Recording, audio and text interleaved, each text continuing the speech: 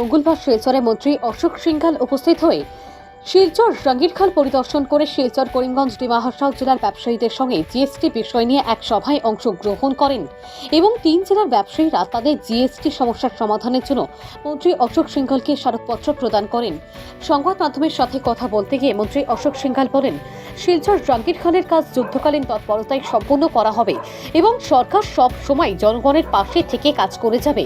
মন্ত্রী অশোক সিংঘাল ব্যবসায়ীদেরকে আশ্বাস দিয়েছেন তাদের ব্যবসার সমস্যার সমাধানের জন্য প্রয়োজনীয় পদক্ষেপ গ্রহণ করবেন। এদিন উপস্থিত ছিলেন শিলচরের বিধায়ক দীপায়ন চক্রবর্তী, উধারবন্দের বিধায়ক মিহির কান্তি সোম, মূলচাঁদ বৈদ্য। 3 জেলার ব্যবসায়ীরা উপস্থিত ছিলেন।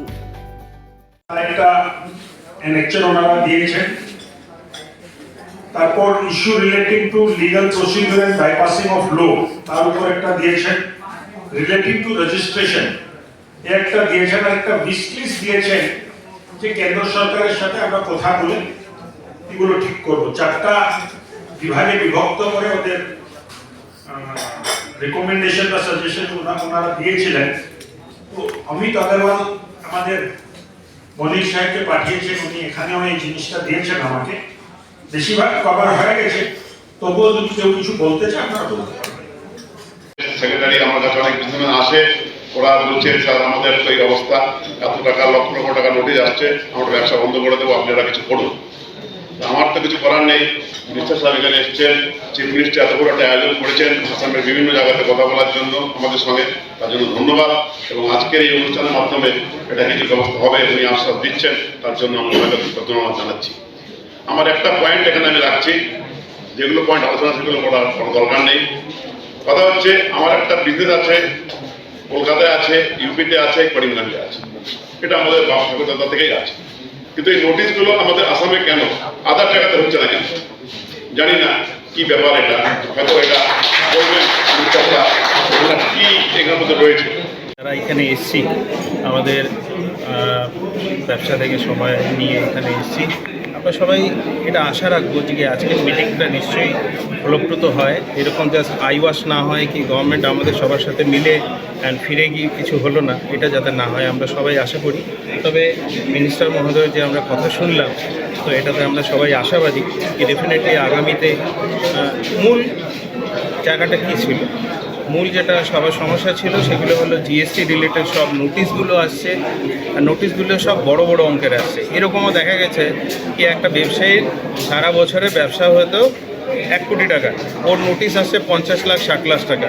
And this notices are not due to evasion. এই নোটিশগুলো জেনারেলি টেকনিক্যাল এরার হয়তো প্রসিডিউর ল্যাপসের জন্য আসছে।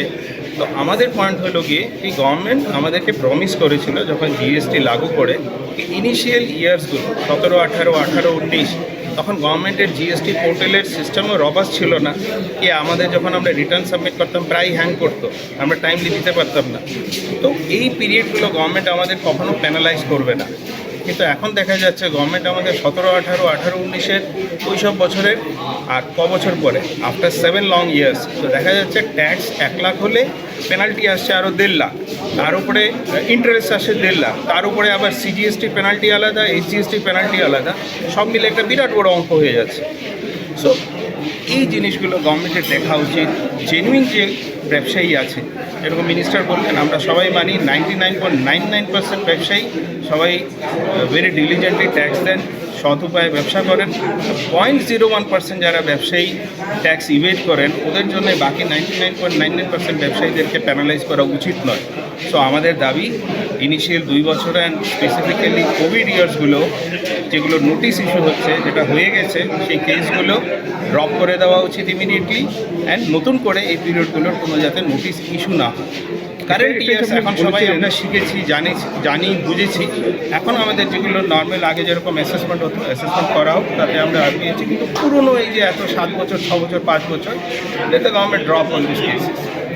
আপনারা কি ভাবেন আজকে যে এই 7 বছর পর ফার্স্ট টাইম 3-4টা জেলা নিয়ে আজকে যে মিটিংটা হলো জিএসটি ম্যাটার নিয়ে, will it be fruitful for the businessman? আমরা নিশ্চয়ই আশাবাদী। আর শুধু আমাদের কথা শুনলেন এমন না, আমাদের মিনিস্টার বলেও গেলেন, আমাদেরকে আশা দিয়ে গেছেন কি আমরা সরকার আমাদের সবার সাথে আছে, ওনারা আমাদের যেটা পেইন বা আমাদের যেটা অসুবিধা হচ্ছে সেটা ওনারা বোঝেন, আমি আশা রাখবো আগামী 1 মাস 2 মাসের মধ্যে সব জিনিসগুলো রেক্টিফাই হবে। আমাদের ব্যবসায়ী যারা বন্ধুরা বা ইন্ডাস্ট্রিতে যারা আছেন রাইট লেফট সবাই নোটিশ পাচ্ছিলাম, সেটা কম হবে, জেনুইন কেসে আসবে। আপনি একটা জিনিস বলেছিলেন যে आप हमसे अदा करेंगे, हम तो टैक्स देके लेके आए हैं, हम तो टैक्स देके लेके आए हैं, हमारी कहाँ गलती है? आप वोट से रजिस्टर्ड है, उसका भी पैन कार्ड है, आधार कार्ड है, आपकी बैंक अकाउंट है, हमने आर्टिस्ट को पेमेंट देकर माल लिया है, हमारी कहाँ गलती है? आप हमारी सदाई करेंगे। हम डबल देने के लिए कहाँ तक सक्षम है? हमारे 2-3 छोटे पॉइंट है सर, कुछ 1-2 पॉइंट हमारी भौगोलिक स्थिति बराबरी बहुत ज़्यादा खराब है, तो सरकार का नियम है, वेहिकल हम इशू करते हैं, वापस से मुझे कहीं से भी माल का 72 घंटा हमें माल पहुँचता है, वेहिकल फेल हो जाता है। लेकिन कुछ हमारी परिस्थितियाँ होती है, मेघालय में नेटवर्क काम नहीं करता है, ड्राइवर के पास मोबाइल नहीं है, उसके बाद वेहिकल शॉप हमने वापस शुरू किया, उसी पहुँचा है, उसमें भी कहीं की गाड़ी रोक के टैक्स पेनल्टी अदाई करी जाती है, उसको भी कम से कम देना है। भौगोलिक स्थिति की वजह से अगर उसके पास goods and services tax of লৈ অসমৰ ক্ষুদ্ৰ ব্যৱসায়ী আৰু ব্যৱসায়ী সন্থাৰ প্ৰতিনিধিৰ লগত GSTক লৈ যি সমস্যা তেখেতসকলৰ আছে বা যি অসুবিধা তেখেতসকলে সন্মুখীন হৈ আছে, তাৰ ওপৰত গুৱাহাটী, বঙাইগাঁও, তেজপুৰ, শিলচৰ এই 4 জেগাত আমাৰ কনচালটেশ্যন হৈ গ'ল আৰু ব্যৱসায়ী ক্ষুদ্ৰ ব্যৱসায়ী সন্থাৰ প্ৰতিনিধিসকলে তেখেতসকলে GST যিটো সমস্যাৰ সন্মুখীন হৈ আছে বা যিটো নোটিছত এটা অসুবিধাৰ লগত তেখেতসকলে মুখামুখি হৈ আছে, তাৰ বুজ আমি ল'লোঁ আৰু অহা 10 দিনৰ ভিতৰত মুখ্যমন্ত্ৰী ডাঙৰীয়াক, অসম কেবিনেটক, অজন্তা বাইদেউ আৰু মই আমাৰ প্ৰতিবেদন ছাবমিট কৰিম আৰু মই ভাবিছোঁ বহুতখিনি সমস্যা মুখ্যমন্ত্রী ডাঙরিয়ার নেতৃত্বত আমি নিষ্পত্তি করব। স্যার, শিলচরে কর্পোরেশন নির্বাচন কবে হবে? কোর্টে একটা কেস চলছে, আমি মনে করি যে আগামী 2 মাসের ভিতরে বা 1.5 মাসের ভিতরে কেসটা শেষ হবে, তারপরে ইলেকশন। আমরা কালকে দেখলাম যে সিজিএসটির একজন অ্যাসিস্ট্যান্ট কমিশনারকে সিবিআই ঘুষ নেওয়ার জন্য অ্যারেস্ট করলো, তো করাপশন কি এখনো আছে? করাপশন তো আজ না, বহুত দিন আগের থেকে চলছে, যুগ ধরে চলছে আর যুগ ধরে চলবে। কতটুকু আমরা মানে রাখাতে পারি সেটাই বড় ব্যাপার না। আরও কি থেকে যাবে না আপনাদের, মানে আরও এই বিষয়ে আপনাদের কোনো তদন্ত চলবে বা আটকানোর কোনো মানে সিজিএসটি তো তদন্ত আমরা করবো না, না মানে যেহেতু এটা তো চলছেই না। স্টেট জিএসটিতেও তদন্ত চলছে, তো সব জায়গায় চলতে থাকে। আপনি রাঙ্গির খাল পরিদর্শন রাঙ্গির খাল গেছিলাম আমি, ওখানে একটা সমস্যা রয়েছে, শুধু কনস্ট্রাকশন করলে হবে না, ওকে ডিসিল করতে হবে, এগুলো জাবর জোথর ভিতরে আছে ওগুলো বাইর করতে হবে। আমি মনে করি যে ওটা বাইর করলে টাউনে মানে বানপানির সমস্যাটা কম। এটা কতদিনের মধ্যে হতে পারে কোনো প্ল্যান?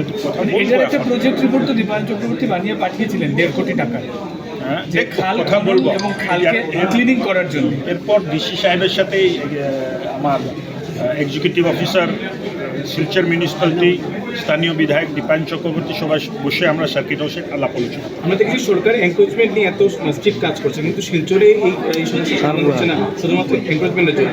আপনার কোনো স্ট্রিক্ট হচ্ছে না, এনক্রোচ হয়ে রয়েছে শিলচর, লোকের সমস্যা আছে, কিছু করেছি, কিছু করতে হবে, যখন প্রয়োজন হতে হবে। হ্যাঁ, শিলচরে মাস্টার ড্রেনেজ হবে নাকি? সব হবে, চিন্তা করেন না।